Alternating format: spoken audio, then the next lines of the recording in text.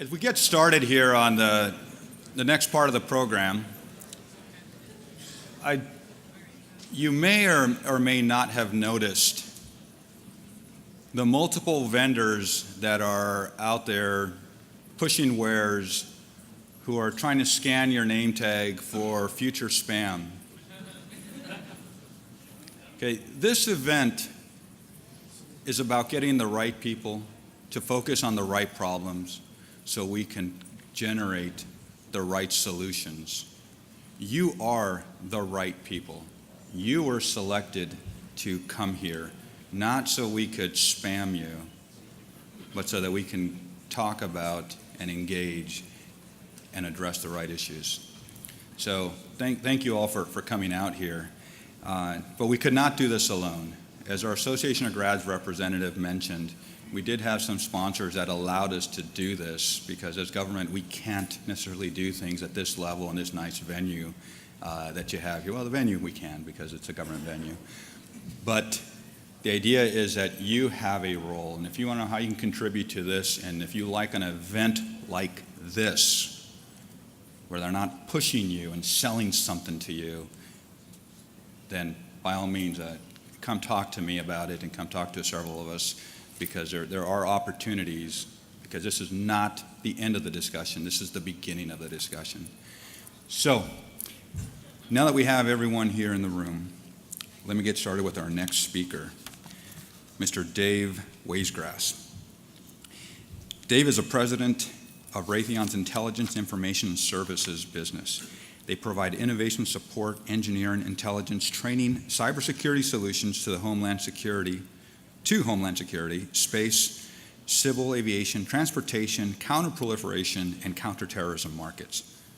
Of course, we are fortunate to have him with us today because under his leadership, IIS is a global leader in advanced cybersecurity solutions and a pioneer in the use of powerful analytical and to predict the next cyber attack, which if you guys are following our Twitter handles out there, it's CyconUS 16, but you may follow that there's a massive DDoS going on as we speak that Twitter is being affected by. Dave's commitment to cybersecurity is rooted in his decade-long career in finance. Over the years, he has worked with an impressive range of heavy hitters across industry, including Honeywell and Lear. Since taking the reins of IIS, he has worked to ensure that cyber is part of the system of services IIS supports, delivers, and maintains. Despite the ever-growing challenges associated with securing critical networks and systems, he's optimistic that we can harness the full range of technological advances and digital era has to offer while confident in the security of the activities of cyberspace. We are excited to welcome here to discuss his vision on the future of cybersecurity and perspectives and how we can better be prepared for the cyber challenges on the horizon. But you know that's not enough. I asked for an interesting fact about him, and this is what he came up with. So how many golfers or hackers do we have out there? So he says, he recently had a hole-in-one at Belmont. What hole? The 15th hole at Belmont. So here's what I ask of you. Is it on Facebook, Instagram, Twitter, or Snapchat? Because if it's not on there, it didn't happen. So, sir, welcome to the stage.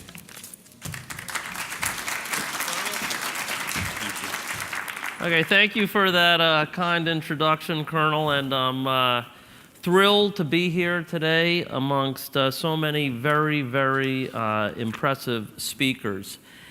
And I probably should have known this, but I didn't, that this was the inaugural event, the first of many to come, and I think it's very, very timely. We heard from some folks this morning about the threat environment, what's going on. They primarily focused on what's happening in the U.S. In my position today, I have an opportunity to travel around the world and meet with many government leaders. And I will tell you without a doubt that this is foremost on so many people's minds today The threat environment is growing. It's quite serious. And we sit here in the United States and we say, okay, well, we're pretty advanced and we have a lot of capabilities and we're making very, very good progress. And I believe that. It's still early stages, but I believe that. When I visit some of our closest allies around the world, it's a little unnerving to see where they are in their journey for cybersecurity. When I say they're 5, 10, 15 years behind us, I'm really not exaggerating. So, like the Colonel just said, I'm Dave Wajsgras, and I have the opportunity today to oversee Raytheon's intelligence, information, and services business. Prior to this role, I was the chief financial officer at the company level. And in that role, I oversaw the risk management for the company. And I was just talking with General Alexander a few minutes ago, and I said as part of that role as CFO, we increasingly spent more and more time thinking about and managing the cybersecurity threat environment at the company level. I focused a lot on the numbers in this role because as CFO, we all focus on numbers as CFOs. But I think more importantly, it's really what's behind the numbers. So let me take a few minutes and talk about how all of this, the number side specifically, relates to the evolution of the internet and the scale of the cybersecurity challenges that we're facing today. It's stating the obvious, but the nature of the internet, the folks that use it and the folks that abuse it have evolved significantly over the last 15 to 20 years or so. It's created a lot of opportunities and imperatives. Cybersecurity covers the broadest range of technologies, encompasses cultural change and even global governance. In the 1970s, for those of us that were around in the 1970s, this is not going to be a history lesson, just a very, very short reflection. In the 70s, the predecessor to the World Wide Web was primarily a tool for universities and labs to collaborate on research. Back then, emails and bulletin boards were all there was. Access and online resources grew in the 80s and 90s, and individuals, businesses, and governments started to see opportunities, and so did the hackers. Compared with today, the tech community of 30 years ago spent very little time, if any, actually thinking about the threats and how to defend against these threats. The internet was not built to defend against bad actors, and it's really not hard to understand why. When the first Internet Index was created in 1990, there were less than 1,000 websites in existence. And when Amazon.com was launched nearly 5 years later, it was actually launched on July 5th, 1994, the number of people with access to the web was still less than 1% of the world's population.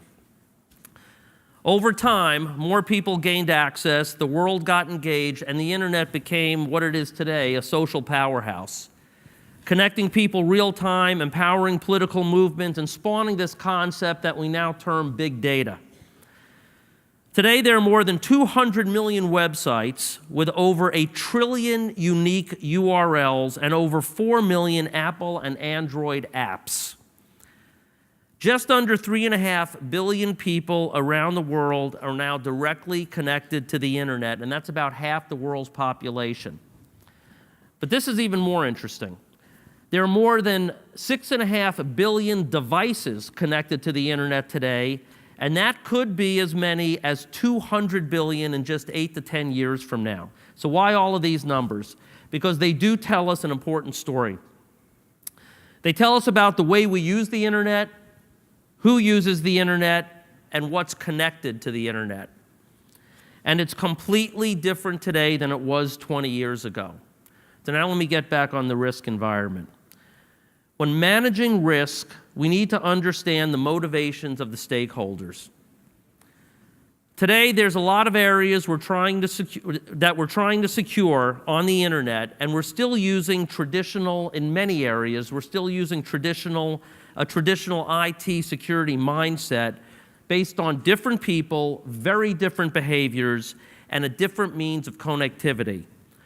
To more directly confront the challenges we face in cyberspace, we have to address what I think is a very significant but often overlooked obstacle, and that's this generation gap. We all know that millennials are the first generation to have grown up with the internet all around them. And it is really fair to call these folks digital natives. They experience and relate to the online environment very differently than I do, and I'm sure many of you. They've never had a life that was fully offline. So I have 3 children, all under the age of 30, and the way they bounce around on the internet is a lot different than the way I think about the internet when I'm online. They're just very, very comfortable, and they really don't think about what can actually happen and what are the second and third order consequences of some of these things that they're doing. And I will tell you, it's not just my family. This is a broader millennial challenge.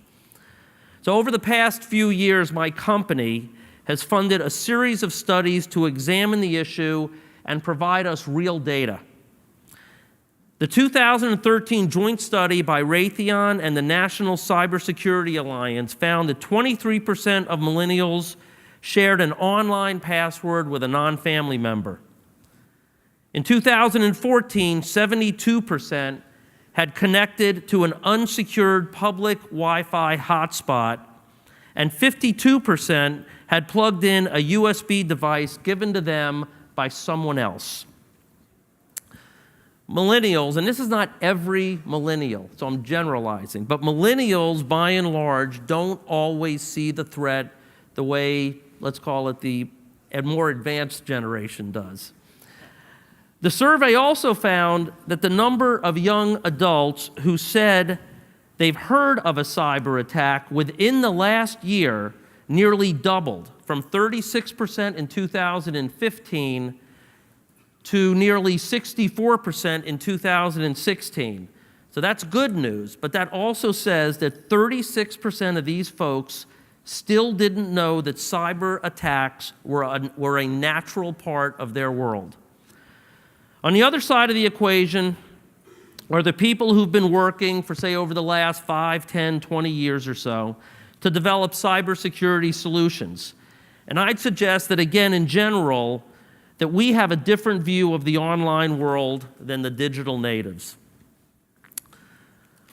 But what we all need to understand is that we're living in a world where cyber has created a convergence of our public and private lives, and the Colonel sort of alluded to that in his introductory remarks. So let's talk about today's threat environment. Most cybersecurity threat actors fall into one of 4 broad categories that continue to merge and evolve. In one category, we have the run-of-the-mill criminals. These folks range from the mildly skilled, or the script kiddies, all the way to the fairly sophisticated who breach systems, steal information, and monetize it. At the highest end of this category, we have organized cybercrime. These people are operating from cubicle farms and actually supported by outsourced help desks. They keep regular office hours and schedule attacks on networks around their own vacations. By some estimates, they now generate more than 80% of all cybercrimes. Hacktivists are the next group. They break into computer systems for politically and socially motivated reasons. Just in the past 18 months, we've seen multiple events to illustrate the point. In the DNC attack, which was discussed a little earlier today, for example, we have people motivated by a clear desire to affect the outcome of the U.S. presidential election. It's also interesting and important to note that there was an apparent use of organized crime to carry out the attack. So it might not be that they're hacktivists at all, but a nation state. It's been common in recent years for nation states to manipulate hacktivists to do their work or to hire organized crime in an effort to misdirect attribution. And these nation-state threat actors are perhaps the most challenging group we encounter from a technical perspective. Unlike the bad guys in the other categories, nation-state hackers are extremely well resourced and financed, and they're extremely talented. They have a multitude of motivations from traditional strategic and tactical intelligence to industrial espionage. What's changed in recent years is both the number of nation states and the hardcore capability that they do have. And I mentioned a moment ago, their use of non-state actors to achieve their goals. Our public policy tools have not kept pace with this shift. The fourth group is one of the internet's newest innovations, if that's what we want to term it, and that's cyber terrorists or cyber terrorism. They've learned to use the internet to do everything from disseminating propaganda and communicating securely to actual recruiting and obtaining assistance with operational planning. They started a few years ago with social media hijacking, website defacements, and distributed denial of service attacks. Today, they're using cyberspace to fuel extremist movements, to drive civil unrest, and I think most of us are aware of this, and to even overthrow some regimes. They simply view this domain as an extension of the battlefield. So let me change gears here for a moment and talk about the structure of the internet. Many people here already understand that we've moved from information sharing on local servers to processing data in the cloud, hosted by others and fed by fixed and mobile devices. The concept of network integrity or segregation has been, by and large, eroded, whether you're an individual, a family, a government, or even a nation. Consolidation and intermingling of cyber activities across sectors has moved us away from the traditional framework of compartmentalized networks to networks that overlap, merge, and in some cases are completely indistinguishable from one another. They've converged. Building and maintaining resilience in a converged cyber environment requires us to look at cybersecurity from all of its domains across technical and social bounds. So what is the risk management imperative here? The tech landscape has changed, the userscape has changed, and the threatscape has changed. The cybersecurity industry must change if we intend to manage effectively in this new world of risk. This is a formidable challenge and an exciting challenge. And I know that we're up to this challenge. We have to keep in mind, again, I said it earlier, cybersecurity is not IT security. It's not a discipline that operates on its own in the basement of our organizations. And this is one of the reasons why I've been pushing our company to participate in a wider view of cyberspace.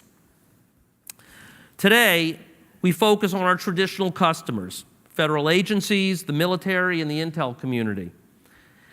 And importantly, we also focus on critical infrastructure providers, commercial entities, and individuals. As a defense contractor, we have an additional imperative, and that's to provide our government customers with the capabilities necessary to respond with dominance in cyber warfare. These government customers simply view cyber warfare and cybersecurity as two sides of the same coin. The defense industry does have a proud history of developing groundbreaking technologies in many areas. Advances in science have always helped meet the powerful challenges of national security, and in many cases, even changed the way we live. The radars of World War II, for example, led to microwave ovens and now self-driving cars. Satellite-based communications emerged from the space race of the 50s and 60s and has transformed the global economy and the way we live every day. So now let's turn to the future. Now just keep in mind when you hear me talk a little bit about space or inventing self-healing computers, I am not trying to convince anyone to buy Raytheon's stuff. It's pretty good stuff, and if you're interested, we're always available, but I'm not trying to convince anybody of it. I'm trying to convey the need to shift our mindsets and drive security solutions that meet the complexities of convergence. DARPA recently created and sponsored a Cyber Grand Challenge. The challenge started with more than 100 teams made up of some of the top security researchers and ethical hackers in the world. We participated alongside experts from academia and exceptional security companies, all working to solve exactly the same problem: how a computer system might identify its own vulnerabilities and autonomously fix those defects, all while detecting and averting threats in real time and creating new proofs of vulnerabilities to be launched against other competitors. What this DARPA challenge showed us is that it is clearly possible for a computer system to automatically detect and repair its own flaws and to learn from what it sees in these attacks. This level of automation is an absolute prerequisite to fixing the problem. In another area of machine learning, we're creating capabilities for automated threat hunting. As I said before, the threat actors continue to evolve, the technology continues to evolve, and the user environment clearly continues to evolve. It is impossible for us, the good guys, to out-hire the adversaries. We just don't have that many people that are actually interested in reviewing computer logs on a daily basis. So we're going to need machines that automatically correlate threat information from as many sources as possible, learn from the human analysts, and integrate live environmental data streams to take actions informed by context. This is also another form of convergence. This kind of machine learning really does give us the edge to stay ahead of the threat environment. Let me just take a quick minute and reflect on space, or the space domain. Our dependence on space technology is growing and expanding in ways that were unimaginable a few decades ago. Space has become a congested and contested domain, which is why it's so important to cyber harden our space technologies. The GPS system has become a linchpin, not only for military missions, but for time-stamping across the globe, for time-stamping financial transactions and supporting all of our critical infrastructure sectors. Its impact on the economy is significant. That's why the GPS Next Generation Operational Control System, the ground system for the GPS satellites, is going to achieve the highest level of cyber hardening requirements, and it's not only for the DoD, but it's for the nation. There's no doubt that the American public is beginning to see the dangers of an unsecure cyber domain.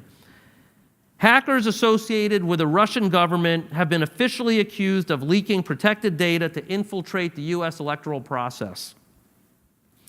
Cyber attacks attributed to North Korea were directed at Sony and were very publicly discussed. Attacks on Estonia, Georgia, and the Ukraine are just a few other examples of how nation-states are asserting their power using very advanced cyber capabilities. I'm not going to discuss what our vice president said last weekend or what was talked about even during the third debate, but I think we're all well aware of it. Most of us understand that cyber warfare in some form is going to happen, and for many around the globe, it's already here. This type of warfare is going to be waged over commercial telecommunications networks. I'm going to repeat myself, just another form of convergence. Cyber warfare is an area of focus for the defense industrial base. This is not an area, I believe, this is not an area where the commercial cybersecurity industry can lead. Just as cyber is driving convergence in many areas of society, there's a concept in the military called the multi-domain battle, which is synergizing warfighting across all of the domains: air, land, sea, space, and cyber. This includes electronic warfare, signals intelligence, and cyber effects. The U.S. Army established about 4 years ago a new cyber center of excellence at Fort Gordon, Georgia, to manage these integrated capabilities. And at Raytheon, we've made multi-year investments to continue to advance our cyber capabilities. I said this earlier, but it's important. We're now taking these capabilities to the commercial markets and critical infrastructure providers. To protect our country from cyber threats, we must protect the ecosystem of connected, critically interdependent systems. We believe this is the right approach and the right model. It's a part of our healthcare system, our energy grid, our water supply, our space systems, and again, even our election systems. So over the past few minutes, we've talked about how the cyber domain is an incredible resource, and it is.